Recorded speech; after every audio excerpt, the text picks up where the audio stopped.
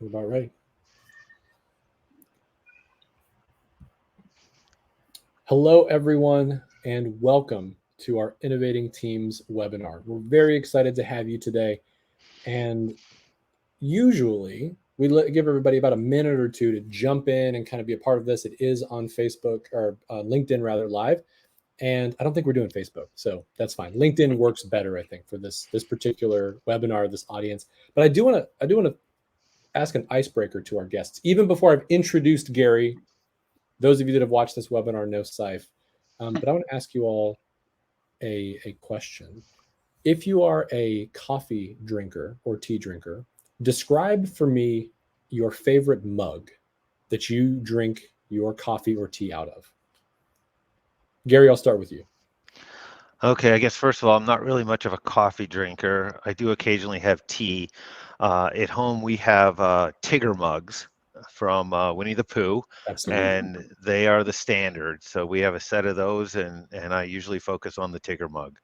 Okay, so question: are they small? Are they good size? Describe the mug for me. I need to No, know a no, little bit. it's 12 ounce. I mean, It's a it's a full 12 full ounce. 12 ounce mug. Okay. Got a Disney store a long time ago, and just kept those as a tradition at home. I love it. That's amazing. Saif, what about you? Are you trying to scramble for an answer on this one? Yes, because I don't drink coffee or tea, so I don't use a mug as much. But as somebody who likes materials and shapes and the idea of usefulness, I would say there's a certain mug that I when I drink hot chocolate or something like that that I like to use is it's double walled. It's got like a sort of air insulation in between, so that when the drink inside is hot, you don't feel it on the outside. So I just feel like it's a really great piece of engineering that was done to be able to keep the mug cold even if you have hot liquids in it. So that's something that I enjoy. That is the most Saif answer of any I think I've ever experienced. It's amazing. And I have a Tigger mug. Thanks, Saif. Yeah, you get a Tigger mug. I'm a big fan of like handmade mugs. So this is a mug because the next great event is Halloween. So I'm drinking this out of this. It's handmade by a mug maker in I think like Oregon or something. That's Says cool. A lot about our personalities. Okay, here we go. We're gonna jump in. I want to say welcome everyone to Innovating Teams. For those of you that are like, why are they talking about Tigger mugs? That was just the icebreaker. During this event, we're going to unpack the value of innovation, the value of failure, the key tenets of high performance, along with new or innovative ideas for leaders looking to bring a fresh perspective and concept around what it means to innovate to their teams of all sizes. And today, I'm joined by Saif Khan. He's the VP at Softway, and our guest, Gary Dick. Gary, thank you so much for joining us today. I'd love for you to give us a little bit of detail about who you are and the role that you currently have. Thanks so much, Frank. Very glad to join today. So a little bit about me. I'm married. I've got 5 children and actually 6 grandchildren. Added another one recently here this year. The twins that I have are actually big Marvel fans, so they would very much appreciate the posters behind you there, Frank's nice display there. Throughout my career, background in engineering, business, and information systems. I started working at actually Bayer international company, material science, crop science, pharmaceuticals. Spent a lot of time traveling back and forth to Germany. Spent a little over 25 years doing a lot of different technology IT roles there. The international travel was getting a little bit old. I was looking for something with a headquarters in a city I lived, and I was also looking for something with maybe a little bit more dynamic environment with a lot of growth, and came upon Highmark Health. And it's been a fabulous fit over the last 8 years. Currently the CIO of enGEn, which is the technology and operations subsidiary of Highmark Health in the Pittsburgh area. Amazing. So, we talk about this particular Innovating Teams webinar. This was focused on unlocking what we call unlocking the best work of your career. I want to ask you a personal question. When did you really feel like your best work was unlocked as an individual? When did you feel like you were able to truly be that person, and how did it feel? That's a really good question. So I'll have to say, starting out my career, I was probably more focused on solving problems, using Right. technology to solve problems and really focused on that. And although it was rewarding, after a while, it can get a little hectic, and you can maybe start to lose sight of the big picture of helping the company succeed when you're just really focused on problem after problem. And when I became more involved in leadership, especially at the director level, maybe 20 some years ago, seems like a long time ago, I started to get very interested in helping other people learn and grow in their careers, and it became somewhat of a passion. Spent a lot of time reading and listening to different materials, speakers, personal development, and that's when I would say I really started to have a much higher enjoyment of my work, and started integrating that into helping to coach others and watching them grow and develop. And I think that's really where I started hitting my stride as a leader, and feeling like I could make a much bigger difference. So I love that unlocking the best work of your career was when you discovered how to help other people unlock the best version of their career. Exactly. That's amazing. So I want to talk a little bit about that. Break that down for me. What does it mean to unlock the best work of someone's career? If I'm just working in an IT environment, I'm working in technology space, I'm working in any environment, how do you like what does that look like? What are the foundational kind of components of unlocking the best work of someone's career? Yeah, so let's start a little bit with the best work. So we often talk about setting goals and objectives, and a Right. lot of companies are on like a 10-month cycle. You get them established in January, February, you do some type of check-ins during the year, and you get them finished up in November, December. And a lot of times, that's a very good cycle for corporate planning, but maybe doesn't entirely align to a career or a job role. And so what we often talk about is that a lot of us stay in a role, mid-career for 3 to 5 years, and then you often move on to another role somewhere in the organization, or some other organization. Maybe earlier in your career, you might switch more often. Later in your career, you might be in a job role, a bit longer. But generally speaking, it's looking at that role and thinking about, what changes, how do I measure success in this year or in this role, and how do I look back on this as a time that was very exciting, very energizing for me, that I can say I kind of left my fingerprints or legacy in this particular job. And we talk about some of the components of that, and we say, one, it has to be you have to be very passionate about it, very driven. And so, many of us could do several different roles in the organization because of our skills or abilities, but maybe there's only one of them that you like coming to work on Monday morning, so we Right. call that loving Mondays. So, the best work of your career is something you're very passionate about, you view as a very good fit. The other thing is that, normally you would have to grow and develop. So if you're in a new role and you can do it without learning and growing, it probably doesn't meet the criteria of the best work of your career. We're really Mm, looking for an opportunity where you have to learn and grow during the process, maybe establish some new skills, fine tune some talents, develop some new competencies, and approach things differently than you did at the beginning. And then there has to be some type of market affirmation.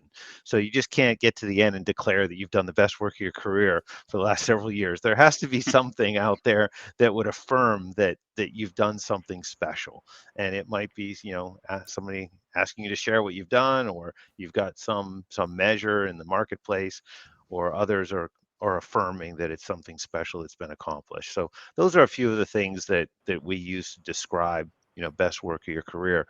I think it starts, you mentioned the foundational, it starts by understanding people's talents and abilities, and making sure you get them in a role that they can leverage those talents and abilities. So it starts out as a coach, understanding what's special about each individual and how can they contribute in the best way. And then we also talk about best version of yourself. So it starts with right person, right role, best version of yourself. We all have different personalities. We all learn differently. We all, you can look at Myers-Briggs, Insights, DISC, all those different terms. And, we want to make sure that you're leveraging your strengths. We mm. want to put people in an opportunity where they can grow their strengths and they can be most effective. And then we feel like when we've done that foundation, get the person in the right role, help them grow and develop their strengths, become the best version of themselves, they can begin that journey, towards that role to have the best work of their career.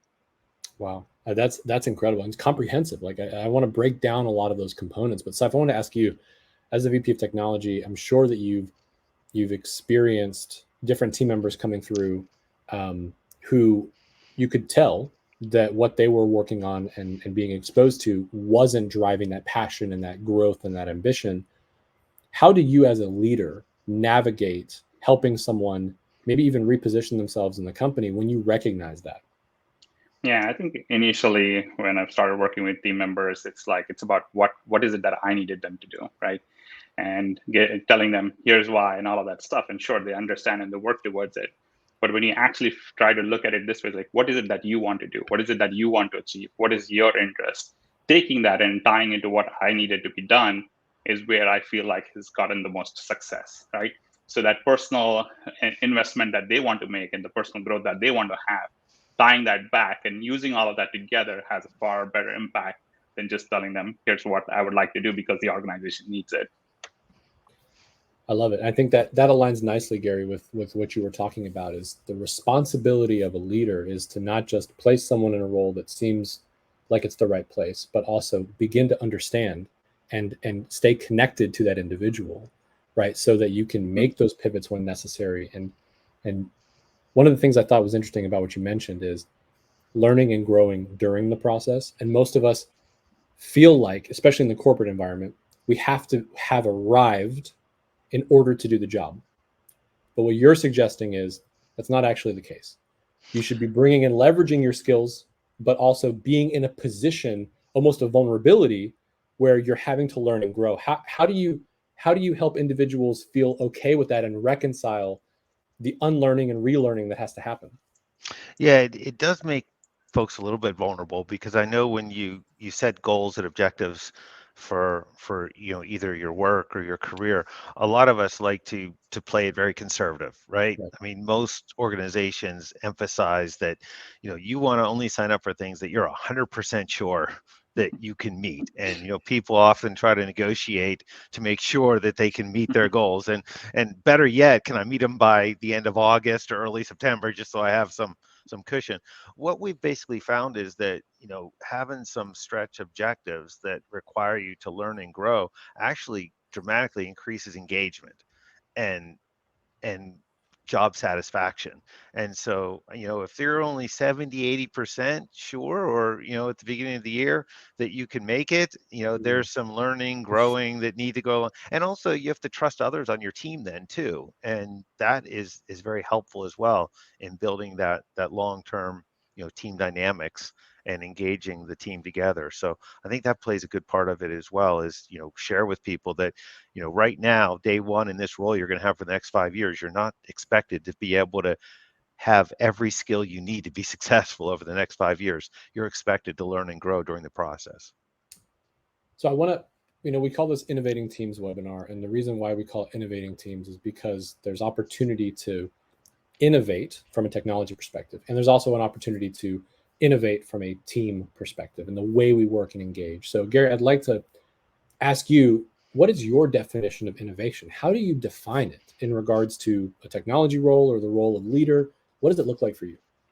So good question. I've struggled with this over the years, even back to previous company, because they had a lot of R&D roles. And so the R&D folks would, hey, you haven't really innovated unless you invented it. Right. And we're like, Patent. well, you patented it. And they would measure the success of patents, and you'd always talk to people about the patents they've had. And Right. us on the IT technology, we really didn't have any of those. And so some of the focus was that maybe we're not innovating enough. So what I adopted a definition that was embracing ideas that move us forward. I saw that one time and I really liked that. And I was thinking about the idea that, all of us can innovate by embracing new ideas that are, moving our organization or our careers or our teams or whatever forward. And it's not about creating something brand new. It's about leveraging things that are new to us or new to the organization and moving our teams forward as a result to help us accomplish our goals. So I really like the idea of embracing ideas that move us forward. Steph, I'm going to ask the same question to you. How do you define? I don't think I've ever asked you how you define innovation on this webinar, Steph. I need to know. How do you define Yeah, only the fifth time you haven't asked me. Yeah, it's interesting because just a few weeks ago, I was talking to one of our solution architects around like how's the project going and what's happening with the team and everything. And he was talking about some of his struggles and challenges. And I said, okay, so what can we do over here to maybe get some people to have a little bit more training, maybe send them for some more, get them more experience in certain areas. And he's like, that's not the problem. When it comes to skills and technology, I got that covered. There's so much more documentation today that's available than what was there in the past. So technology is not the problem.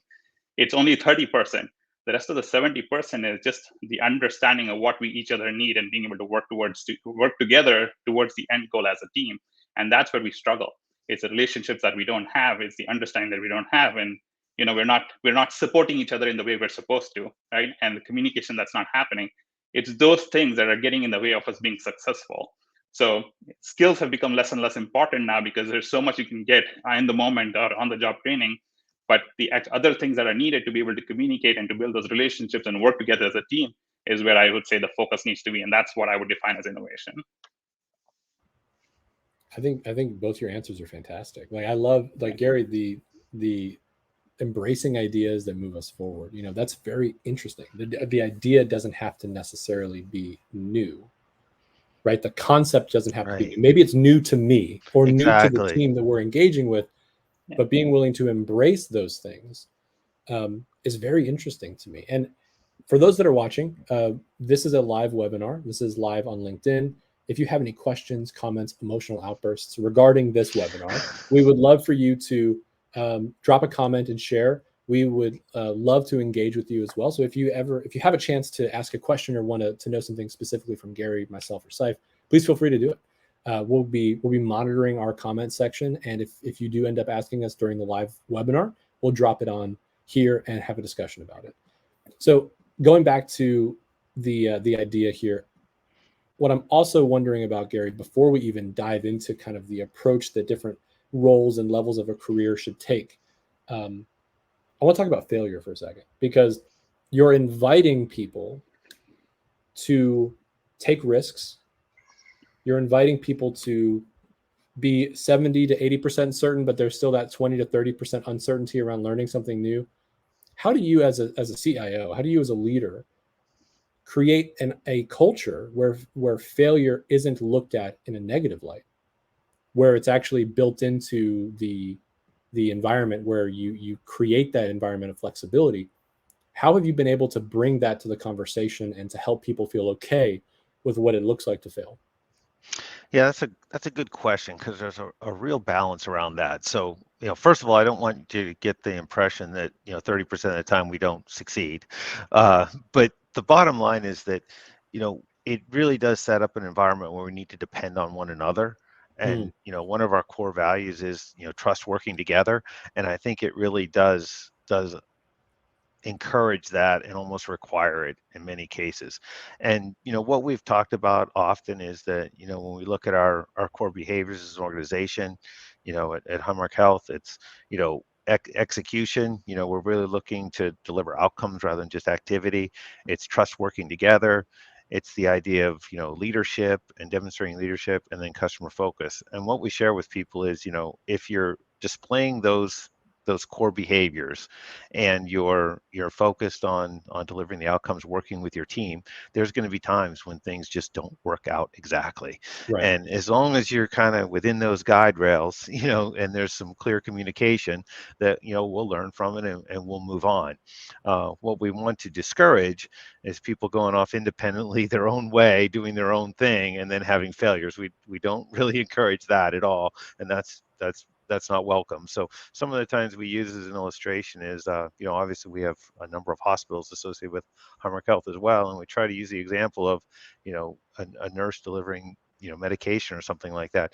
There's a prescribed way to deliver the medication that's within some guardrails that you expect to have really good outcomes. We don't want people to be creative at the time that they're deciding how to deliver medication or something like that. And in the world of IT, we like to set those guardrails reasonably close so that you can be successful the vast majority of the time. But when there's things, technology does tend to have some surprises every once in a while. And so as long as you're kind of displaying the core behaviors and you're inside those guide rails, then we learn and we move on. Agreed. And I think that when we kind of reframe failure as opportunities for learning, right? We're not talking about catastrophic failure that's leading into loss of life, right? What we're talking about is incremental failures that our team is able to learn from and grow from in regards to their role, expanding their abilities, kind of playing, like giving them a sandbox, an environment to learn and grow, right? That safety net of team. Um, and so we've got a kind of a question and a comment. It's definitely a very interesting one, and I want to talk about it.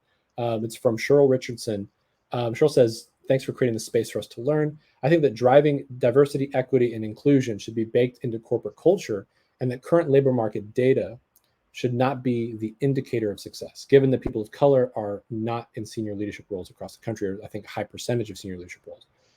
That's how we can unlock the best, allowing diversity to foster." So what are your thoughts regarding the metrics to indicate success? I think that's a very interesting question when it comes to diversity in a senior leadership position. But I think the question, Gary, I'll throw that at you, is what are your thoughts regarding metrics that actually indicate success for an organization? Yeah, I think a lot of it is aligned with, the mission. There's a lot of things that change during the course of the years and even over a career, but the mission, or I think, in the Infinite Game, I think they call it the just cause. What's the organization really about? What's its purpose for existing, and how are you moving that forward? And so, if you look at the organization, Hallmark Health, we're all about, having a world that really embraces health and is looking to improve health, and we're looking for those remarkable health experiences. So the way we're measuring success is how are we performing against that particular journey that we're all on. That's something we can always improve on. And I do agree, from a diversity standpoint and inclusion, we're never going to really get to that goal with small number of ideas or whatever else. We have to include a very diverse group of people as well as a diverse group of ideas to be able to take on a goal that overwhelming over an extended period of time. And I feel like from our perspective, from a cultural perspective, um, when you begin to integrate inclusive practices inside of your organization, what you're really doing is creating an environment and a space for people to bring ideas freely, to make sure that a diverse number of voices are heard, and it's encouraged to speak up. And I want to talk a little bit about, Saif, from your perspective of working in an organization that is kind of trying to proactively push this culture of inclusion, equity, and diversity. Um, what does that look like in regards to what Softway is aiming for? And then Gary, I'll position that same question to you because I know you're doing a lot of initiatives around diversity, equity, and inclusion in a leadership environment. But Saif, let's start with you. Yeah, so I think just being a little bit more intentional about that and creating awareness, right? And that's something that, especially working across with two different, regions between India and the US, it's a little bit more challenging for us over here. But that's something that we're trying to be more intentional about and working towards. So that way it's instilled in everybody's mind and not just the leadership or not just the coming from the top, right? So that's something we're trying to encourage and work on.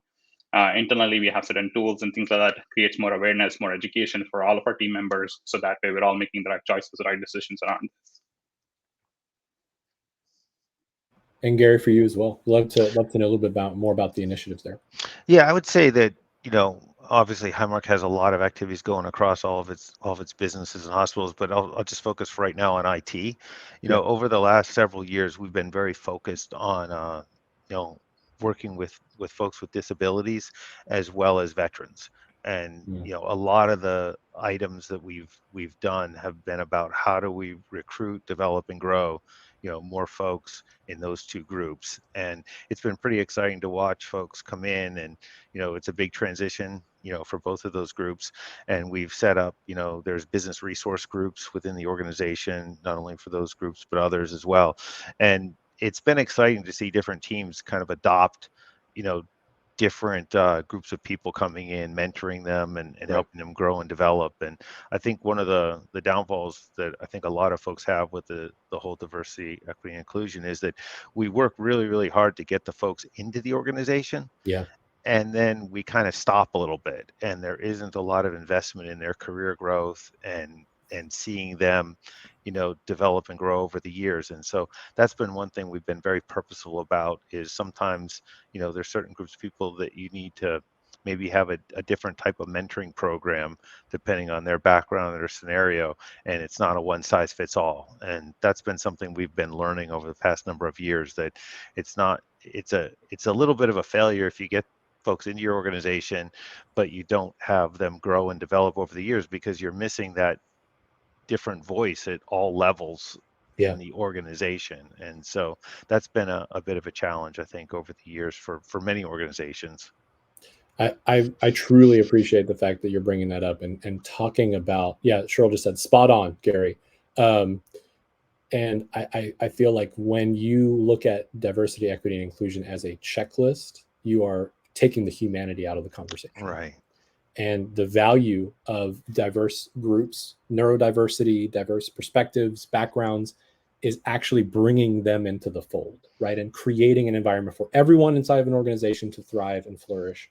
And I think that is an incredibly valuable proponent of what it means to be a leader, what it means to lead people, is seeing opportunities for those that haven't gotten the chance to speak up and actually giving them the microphone, right? I think one of the ways of communicating around inclusion is turning your volume down and turning someone else's volume up, right? So Right. when you're in a leadership position, that's on you. That's your opportunity and responsibility to find those moments and be self-aware to the situations that may not be providing the most opportunity for people. Joe brought something up as well. We got some good comments, Gary. I told you this was going to go in a different direction, so here we are. Joe said, Gary held an individual contributors leadership program for individual contributors who are selected by management. The program was phenomenal. The program gave insight on what it's like to be a people and product leader. And this program gave a lot of insight on how to unlock the best work of your career for those who are thinking of wanting to go into leadership. So Joe is a big fan of your, I think, really your ability to unlock the best version of your career, which is helping training and mentoring and leading people into finding what they need to do. So what I want to do now, and I love this conversation, by the way. I love the fact that we've had different topics and different connections. But Gary, what I was hoping we could do is talk a little bit about different phases of a career. And by that I mean, we're in the midst of the great resignation, we're the great reshuffle, all of these things that are happening with people being fed up with their current jobs, constantly looking for new environments and new places. Recruiting is going haywire. And so I'm wondering, let's starting with the early career folks, people that are not necessarily new to the workplace, but maybe new to your organization. What advice would you give someone actively looking for a new job in this era of great reshuffle, great resignation? Yeah, I think I'd start out with, trying to find something that's a good fit from a motivational fit standpoint, because I feel like, in this craziness, I've seen a lot of folks, follow the money, if you will, or look Right. for those types of things. And I think that after a time, it can be great to start with, but I think after a time, it can become discouraging. And I think I did read some literature that, there's quite a few percentage of folks that have changed jobs in the last 2 years that aren't thrilled with the decision That's right. from that That's right. standpoint. And Yep. so they maybe a little bit of buyer's regret there, or whatever we want to call it from That's that right. Buyer's standpoint. remorse. Yeah. Buyer's remorse, yeah. Yeah, So, that's true. but I think it's understanding a little bit about the role before you jump into it. And I want to, Joe, thank you for that comment. I didn't know Joe was going to be on the call, but I did want to talk a little bit about that program because it fits so nicely into what we're talking about. We did have that problem quite a bit, where we had Okay. individual contributors that were early in their career, and they were very excited about getting into leadership Right. or management or becoming people leaders. And all of us know that that's one of the most difficult changes you can make in your career. And we discovered we really weren't preparing people well for that change. And Okay. a lot of folks, they start out and they're very excited, and they are, their skills, their abilities are determining success. And when you move into people leadership, it's not about you delivering success, it's about you having a strong team that is delivering success. And a lot of people really struggle with that. And so we created a program that went on for about 15 weeks at the time, and it was really about helping people understand what it meant to be a people leader. And to your point, when we put the folks through the class, they had to get recommendations from their leaders. We said it's not about you becoming a people leader that determines success. It's about you deciding what's right for you, because we don't want you moving into a leadership position if it's not the best fit for you, and you're not going to be able to do your best work, because not only does it discourage you, but it also is going to discourage all the people on your team if it's not a good fit. So it has a very significant ripple effect for both your career and others. Right. And we've had extremely good success in that particular approach, going through that, helping people understand the difference. And we've had quite a few folks go through the program and become phenomenal people leaders, over the years. And we've had others that said, raise their hands, say, you know what, this was a great program, but this is not for me. And we consider that a success as well, That a is. great success, actually. And Yeah. so very early on in the program. And so that's probably a good example of trying to make sure we get, early career folks, the awareness they need so that they can make, informed decisions moving forward.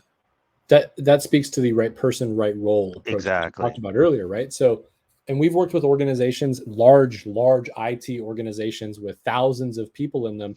And what you'd come to find, and what maybe some of the leaders watching will also experience, is there are usually two different tracks. There's a management people leader track, and there's a technical expertise track, right? Like that they can sort of go down.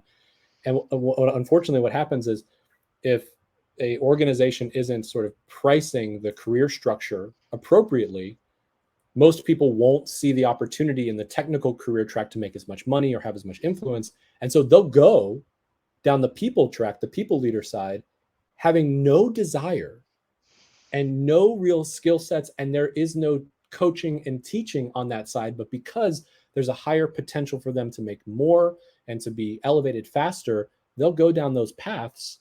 And ultimately, it's the exact opposite of what you're talking about. Those are individuals that are not unlocking the best work of their career because they're working with people. And sometimes folks just want to get the work done and are not necessarily called for the people leadership roles, right? And so I feel like having, like you said, I love the idea of like, if people said, this isn't for me, that's still success, because I think a lot of organizations aren't seeing the benefits of having people truly find where they need to fit and rewarding them as well. I've even seen it go a step further in the wrong direction, where they're looking for a leader, and it's not even the person raising their hand, it's picking the most technically competent person in the group Yes. and kind of pressuring them to be the leader of the group. And so that even goes a step further in the wrong direction. And I've had some really good stories where we've talked to some folks that happened to over the years. And after some discussions about the best work of their career, and they readily admitted, you know what, I'd probably be more happy and enjoy my job a lot more if I didn't have all this people leadership responsibility and I was allowed to be a senior architect. And we, made changes to help them so that they could do their best work and not, be the round peg and square hole or whatever, and feel like they were always struggling, Right. to enjoy their job.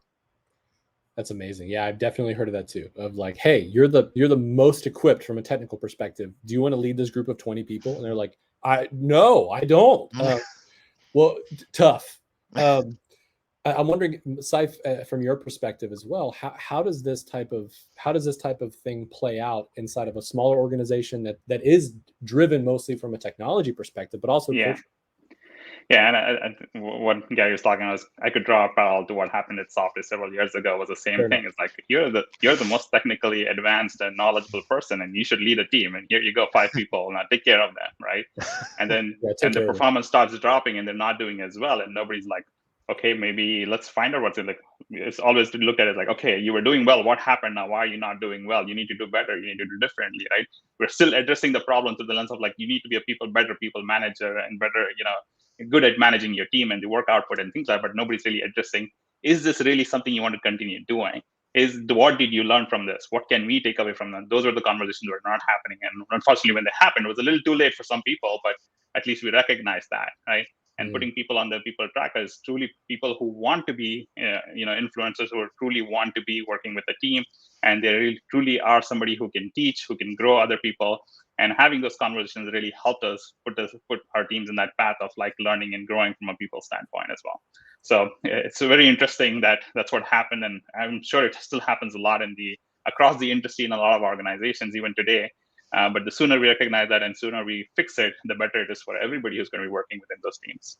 Agreed. And Gary, I wanted to ask you a little bit about, we're still talking about early career folks or folks that are searching for jobs, but I'm wondering from your perspective, what are you hiring for right now? What type of talent are you looking for? And I'm kind of wondering between the soft skills and the critical skills, what are some of those components that you're thinking, okay, this is the right culture add for this organization? Who is that type of person in your mind?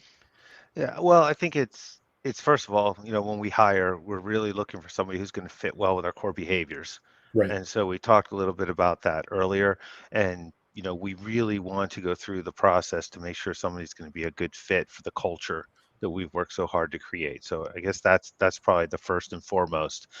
And then when we get into, in the IT area, technical area, with enGEn, there's a lot of data analytics, cybersecurity, there's a lot going on in the cloud market. So there's a lot of skill sets in that space they would like to find. If you look on the hospital side, of course, you're looking for a lot of nurses, especially nurses. So maybe a quick advertisement out there. If you know somebody who's a nurse and you're looking for a great place to work, you can come to Highmark and Allegheny Health Network, because there's There you go. a great shortage of nurses. So we'd Yeah, love to understood. have you join us.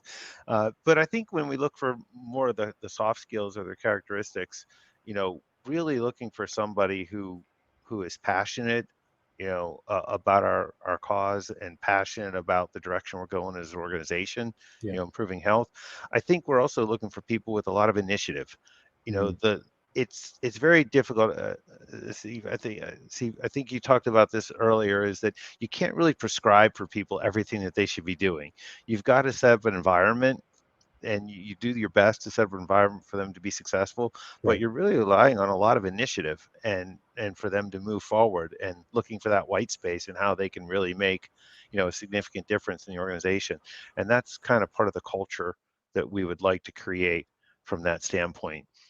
And obviously then when you get into maybe not so much early career, but it helps, is some self-awareness, understanding, do they really understand who they are, and what their strengths and abilities? Because I think all of us have been involved with a lot of folks that their definition of their strengths and abilities were quite a bit different than what everybody else's impression was. Mm. And so if you can kind of root out that self-awareness, I think that really helps a lot over the years as you're growing and developing that person.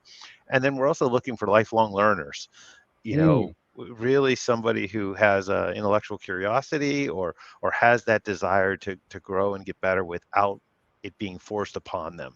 So that's some of the things that I'm really looking for when I'm looking for those new colleagues. If we have some of those baselines established, You're ready to go. Yeah. we're ready to go. We can teach them the technology. It's going to change every so often anyway. Every And 2 weeks. yeah, exactly. And we can get them in a good team to grow and develop if they have some of those base soft skills and some of those core characteristics.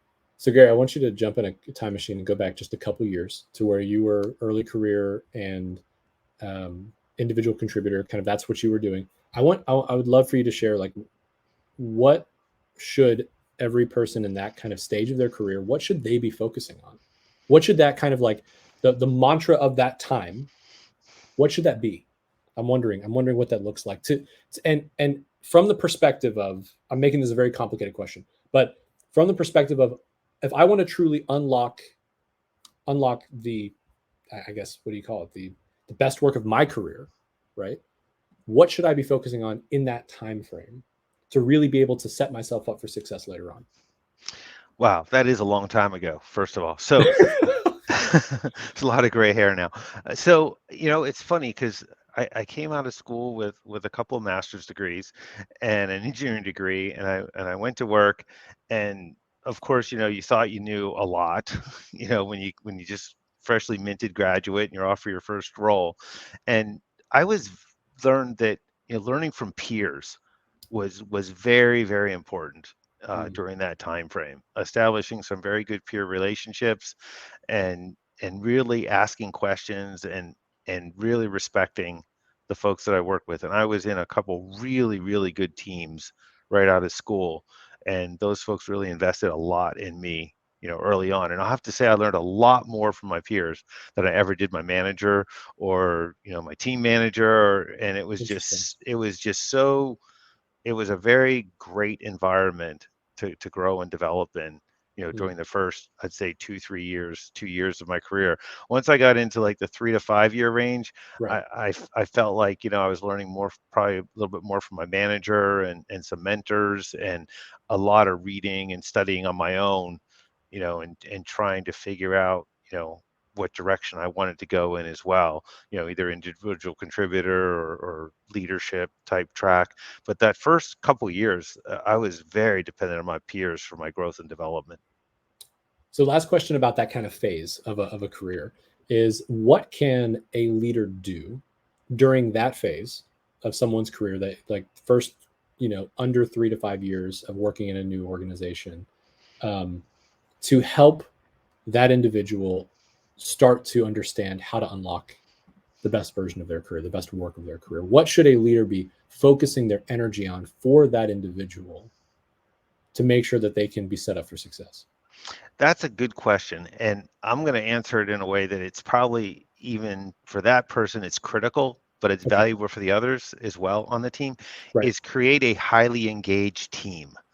Mm. The idea is that the best thing you can do for a new employee is put them in a highly engaged, team that is really working well together. I've seen so many times when, you've got a leader that is more focused on the outcome or the objectives rather than engaging the And the team. people. And one Yeah. of the things that kills a new employee's, thrill or motivation is to be micromanaged, and when the rest of the team's being micromanaged. But having a really high performing team and getting a new hire into that team is the best thing that a leader can do. Yeah. Absolutely the best thing. That person will learn and grow so much without the leader really doing a whole lot, if they've set the environment properly for them when they join. So, Saif, I want to ask you, what is a high performing team? Like, what constitutes, what have you seen from a technology side as well, high performance? Like, what are those attributes that you've Yeah. experienced within high performing teams? I think for us, it's been a high performing team is like truly individuals who care about one another as human, as people, as members of who spend a lot of hours together in the day, right? Right. Truly looking out for their interests at work and in personal, right? So it's kind of what we've seen, and when that relationships exist, and when those relationships are as strong as they need to be, I feel like that helps them really unlock their work. They're really able to support each other. They're able to take that to their clients, take that over to the other supporting teams that they work with, and their managers, their peers, everybody, right? So those relationships and that understanding that I have with each other is what has truly been able to help them become really strong teams that are able to high perform and give the clients the results that they're looking for. Sometimes even beyond the results that the clients are looking for. So that Gary, has been something that's worked out. yeah, I agree. I think, Gary, to build on that, what other attributes would you kind of see when you're looking at a team going, this is a high performing team? Like, what are some of those attributes that leaders should also be trying to create, or the environment they should be creating? What does that look like? Yeah, I think it starts with a lot of trust. I mean, we talked about that before, but a lot of trust with the team, and them moving in the same direction Mm. with common goals, common visions. And I think the other thing is about, oftentimes we do, engagement surveys or different things like that, that kind of test the engagement of a team from the best we can, as far as folks will contribute with the survey and the answers. But I really feel like a lot of the team dynamics, it's very interesting to see how other teams perceive them, because you can asking other teams is sometimes a better way, the teams they interact with, because some teams can be very siloed and very self-absorbed, and Right. they feel like they're a high performing team and they feel like Mm. they're doing a Mm. really great job. But if you look at the rest of the organization, they might say not so much, but Wow. Yeah. they've got the definition of high performing team. So I feel like it's really important not just to see how the team interacts amongst themselves, but also see how that team interacts with others. Because if you're putting that new employee into a team that prides itself on being very siloed, you might not really be teaching them, even though, the team might be delivering results. It's a lot about the culture. It's Yeah. about the culture as well. It's the us versus them mentality that honestly Exactly. doesn't actually add value to the individual because they're looking at other people as competition instead of Right. collaborators, right, for shared success. Because Exactly. as they're moving through the ranks, quote unquote, as they're moving up in their career, because they're getting into the mid-level, mid-management kind of zone, they may be working with folks that they were previously competitors of, right? Or they may Exactly. not have ever said that. But if a leader is creating those silos within those teams, you are not setting someone up for true success. So I want to talk about the mid-career side, the middle management zone, where a lot of people kind of land, right? And I want your help in debunking something called the frozen middle. I'm sure you've heard this term before. It's been thrown around a lot. It may be like an old school term now. I don't even know, but I like using it. Um, help debunk the role that someone in the middle of their career, where should they be focusing and what can they be doing to bring value to their teams and the organization? Yeah, I think a lot of folks in that area, they view success as the next promotion and Right. things like that, and they're not measuring success in enough other ways. And so I think one of the key parts of the equation is to really talk to people about, how to measure success. And Mm, that's one of the things that we talk about. The best work of your career is not about the next promotion, but it can be about expanding your influence and expanding your responsibility and getting an opportunity to influence, the growth of other employees. And it doesn't just have to be the people that report to you. It could be your peers as well, and even your boss from that standpoint. And I will share, one of the things that really hit me. We read this book. You might have heard. It's called Love is a Business Strategy. I have And heard of that book. have you heard of that book? So Yes. so so we read this book. I had my 200 leaders, read this book, and one thing that really hit me out of that book is I had been focusing so much on, trying to do the best work of my career and helping the people that reported to me and others in my organization do the best work for their career. I really was neglecting my peers. Mm, And I felt, bad about it. I read this book. I thought, wow, as much as I've been talking about developing and growing folks, I really have. So I purposed after I read the book to set up an hour discussion or a half hour discussion with each one of my peers and talk to them about best work of their career and how I could help them, do the best work of their career. And and it was a really good conversation. I mean, some of them were rather surprised with the invite and the conversation, but it was something I took away. And I think that applies to the, if you want to use the term frozen middle or whatever as well, is that, when our careers aren't, maybe, changing a whole lot over the years, there's a lot we can be doing to help others improve the culture of the organization and move things forward that don't involve or require, a different job grade or a different title, but it can all happen, within that area. So there's lots of ways that we can be very energized, excited, and deliver a lot of value, in yeah. that area. It's amazing. And the inside joke for those of you that were wondering why Gary was like, "Have you read the book Love's a Business Strategy?" I'm one of the co-authors of the book Love's a Business Strategy. So thank you, Gary, for sharing that. And Cheryl, yes, to answer your question, we don't have to put it up on screen, but yes, it is being recorded, and we will share the link to this so you can refer back to it. Also, Gary, just want to let you know, John McDowell, Don Bigelow, we got some fans on here. You got some folks that are really kind of showcasing that what you're talking about is real in your organization. John mentioned that your drive to create a culture of positivity within IT has done more good for the business and staff than any short-term tactical goals. And I want to actually position my question off of John's statement, which is from a mid-management perspective, kind of that middle layer perspective, how can you create a culture of positivity with your peers, with those other individuals that are sort of leading teams, but not in the upper level leadership roles? How does it work? Yeah. Well, it's funny. We just keep going back to the same thing about caring about people's development Yeah. and their growth. And one of the things that, we've talked about, I think you and I had this conversation before. We talked about all the metrics that organizations chase. You want to chase net promoter score. You want to chase, employee net promoter score. You want to chase engagement. You want to chase quality. You want to chase, turnover and retention and all these different measures. And, what we've gotten to is that, you can sum all that up in helping people do the best work of their career. Instead of chasing a particular metric, a lot of times, organizations are dictating, in order to improve this metric, this is what everybody has to do. And you resort to kind of a micromanagement of your people Right. to achieve some type of outcome. When you focus on learning and growing your teams, as John pointed out, those other things just fall into place. We have seen remarkable improvement in employee net promoter score, customer net promoter score, quality, employee engagement, like all the measures that 8 years ago we were not very proud of. Over the last 5 or 6 years, as we started implementing this and getting the leaders to work on it, all through the organization, we've seen dramatic improvements in all of those areas. Saif, is this a philosophy that you also kind of aspire to or utilize? I mean, are metrics driving you, or are the people side driving opportunities to improve? I think it's definitely the people side, not the metrics. I think, yes, looking at metrics is important to give you an indicator, right? So that's how we see it. But the actual real work and the strategy comes from having conversations with people and understanding what's going on and where it's going on, right?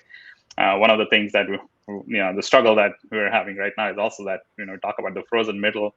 It is a little bit of a challenging part over there because they actually see themselves as somebody who's been underappreciated and not valued, but are still expected to move the strategy along of the business, right? Continue working towards that. But having empathy towards them and understanding what's going on with them and what is it that they're looking for and supporting them is really what's going to help us break that, right? Break that trend and go into the upward trajectory that we're looking for.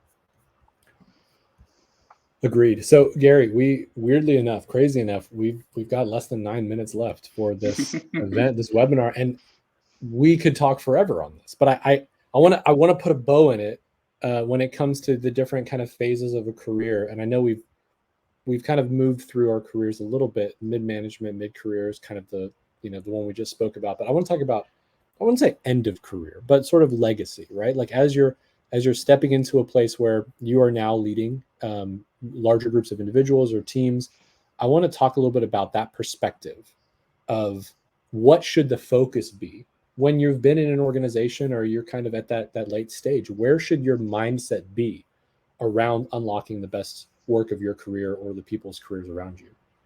Yeah, that's a good question, because as we joked earlier, I have been thinking about those types of things more than I did 30 years ago, for sure. So this is the right time. This is relevant. Yeah, this is relevant. Let's go. So let's go. So, I think one of the focuses, probably more so on than accomplishing projects or outcomes, is preparing people for future leadership opportunities. So I spend a lot more time mentoring, other leaders now, and coaching other folks. If I look at my calendar and I look at the one-on-ones that I have, more of them are probably about, helping others develop than getting updates on a project. Wow. I've got great teams that can do that. And I'll share with you a personal example. I remember I was traveling and I had set up some meetings with some of my high performers, at a VP level, and we had an incident. It was a critical incident, and some technology did not behave the way we expected it to. Yeah. And I thought, you know what? I've got two choices here. I can jump on this technology call and probably be in the way trying to help, or I can find a high performer that's not on this call to invest in. And I remember sitting in my car making that decision, and then spending the next hour or so while a whole team of people figured and sorted out the issue, just investing in that leader and preparing her for her next role someday. And 10 years ago, I'd have been all in the middle of that call and trying to trip over everybody to help out. So it's just something that, growing over the years, that's been a very different perspective. And I think all of us, as we get towards, the later years in our career, we want to make sure that, what we've invested in and what we started outlast us. We don't want it to go back to the way it was. And we've spent a lot of work within IT over the last, 7, 8 years, building this culture of learning, growing, developing people, coaching, and best work of your career, and all these types of things. The hope and desire is that long lasts me and long lasts a lot of the other leaders, that culture remains. That's amazing. We have time for a few more thoughts, but I wanted to ask you, share some stories or a story with us that's really profound and helpful to you in regards to helping people find the best work of their career? Like what's a good example of that you can share with us as we close out? Yeah, one that I really like is a director. We went out to lunch, and it was part of my mentoring. And the problem with sharing a lot about best work of your career is some people actually use it to explain why they're going to go to another company. And so you do have to be Okay. careful about this. Okay. So they'll come to you and they'll say, "Hey Not Gary, here. yeah, I just feel like I can't do the best work of my career anymore, or Yeah. so and so. So I'm thinking about maybe moving somewhere else." And so it does have a double-edged sword at times. That's fair. That's And fair. those are kind of heartbreaking conversations. But if you really believe in helping people do the best work of your career, you support that as Yeah. painful it is. But this one particular director came to me and said, "Hey, I just feel like I'm not doing the best work of my career, and I'm really struggling to stay motivated." And of course they throw in the Loving Mondays thing and the whole type of thing. And I said, "Well, do you have a problem with the company Yeah. and the culture?" And he was like, "Oh, absolutely not. I love the culture. I love the company. I love where we're going with health." And I said, "Well, how about if we just work? Let's take some time and let's find a role that you can really be energized in, and really be excited about. Will you be patient with me so we can do that? And I've got some ideas." And so a little while later, I came back to him, presented him something I thought would be very exciting. It was more on the manufacturing area, and a lot different than his previous role. And it was really exciting. That was a few months ago, and I just traveled to one of the sites and met him there, and he could not have been happier. And he said, "You know what? I feel like I am doing the best work of my career. I'm fully energized, fully Wow. engaged, loving Mondays, all the types of things that he wasn't sure about before. He was now very, affirming and excited. And that really makes it all worthwhile. Like that, Yeah. to me, that's the really exciting thing. Because when people are discouraged with their roles, it affects their personal life, their family Absolutely. life. I mean, Yeah. everything else. And if you can get somebody energized, you have those same exciting ripple effects on the positive side rather than the negative side. Gary, what I love is what you're talking about is really like actually living out servant leadership, right? It's not saying it in word, but it's living it in action. And so you're talking about taking time, having lunch, breaking bread with someone, having a conversation with them about what it needs to look like for them to succeed. You coming back to them with ideas. And then the metric that really matters is whether or not they are experiencing the best work of their career. You know what I'm saying? Absolutely. Because, like you mentioned earlier, once you have that unlocked, that is what drives the success of the business. If you have as many people as possible in those roles. Now I'm the one preaching it, Gary. Go for it. You're You doing a great job. you absolutely are able to connect the dots, and I know, Saif, that we believe that truly, and we know that that's real. Yep. And Gary, to wrap up, you talked about loving Mondays. You talked about learning and growing during the process. You talked about market affirmation, and ultimately, what this means is leaders around the world should be considering how often are you taking the time to listen to your teams, taking the time to have those conversations with the people inside of your organization to truly learn what is happening in their minds. Are they in the right place? Are they doing the work that matters? Are they doing the work that they're passionate about? You link those up and everything changes. Did I get that right? Absolutely. Yeah. Right on. Awesome. So I want to say thank you so much, Gary and Saif. Thank you for your time today. It has been truly a remarkable experience just having a conversation with you, Gary. Thank you for the work that you do. It's very evident from these LinkedIn comments and conversations that are happening that you are creating a massive and an excellent impact in the work that you're doing. And for those that are interested in working for a new organization, you're hiring. So, Absolutely. so there it is. But I do want to offer something to everyone. And I am one of the authors of the book Love's a Business Strategy that Gary mentioned. We're going to flash something up on screen really quickly. It is a QR code that you can scan now or type in that tiny URL. When you scan that QR code, it'll bring you to a form for a chance to win a copy of our book. And so if you already have one of our books and would like to win another one, win it and send it to somebody. It doesn't matter to us. What we want to do is make sure that we can spread the message of bringing humanity back to the workplace. And I know, Gary, you've read the book as well, and we want to get this to as many people as possible. So go ahead and scan the QR code. You can fill that form out. But as we wrap, any last words, Gary? Any words of encouragement or anything else before we close? I just want to really thank you for the opportunity. This has been great. Really enjoyed the dialogue. Respect your organization a lot. And like I said, big fan of the book and have given away quite a few copies of it already. And it's really helped me learn and grow as well. And so it's a big part of my journey is learning more about how to put people first. Amazing. Saif, as usual, thank you, man. Thank you for finally giving us your definition of innovation. It's been too long. You're welcome, Frank. Everyone, we won't be thank doing you that again. next time, right? I'm gonna ask it again. It's gonna change. Thank you all for your time. We're very, very excited that you are joining us today, and we'll see you again soon. Bye now. Thank you.